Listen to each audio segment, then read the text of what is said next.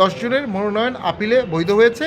এই ভোট সুষ্ঠু না হলে দেশে গৃহযুদ্ধ হতে পারে। এই অফিসের নিরপেক্ষতাটা আমরা মাঠে দেখতে চাই। আজকে আমরা সারাদিনে এখন পর্যন্ত 12টি আপিল জাতীয় পার্টির প্রার্থীরা করেছিলেন।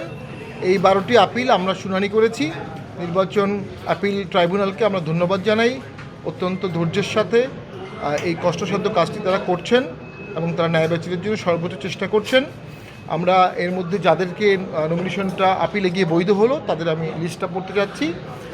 এম এ হান্নান সাহেব, Shariatpur 3, advocate Mohammad Zaman Baby, Narsingdi 1, Mohammad Salauddin Khoka, Narayanganj 4, Mohammad Faruk, Dhaka 2, advocate S M Shafiqul Islam Babul, Gazipur 1, Mohammad Habib Khan, Chandpur 1, Mashiur Rahman, Magura 2, Mosammat Shamim Ara Parvin Yasmin, Khulna 5, Poniruddin Ahmed, সাবেক সংসদ সদস্য, কুড়িগ্রাম 2, মোহাম্মদ কামরুজ্জামান খান, ঝালকাঠি 1, অ্যাডভোকেট ফাইকুজ্জামান ফিরোজ, নড়াইল 2।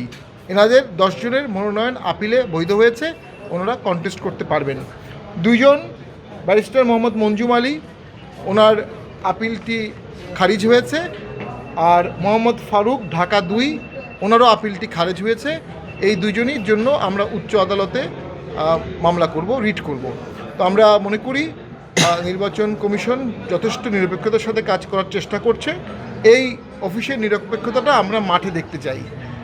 নির্বাচন কমিশন সেক্রেটারিয়েটে যে দৃঢ়তা, যে দক্ষতা তারা দেখাচ্ছেন, আমরা চাই টিএনও থেকে শুরু করে সকল 17 লক্ষ সরকারি কর্মচারী ওই দৃঢ়তার সাথে সৎভাবে, নির্ভীকভাবে সামনের ভোটে ভোটারদের জন্য কাজ করবে, প্রার্থীদের জন্য কাজ করবে।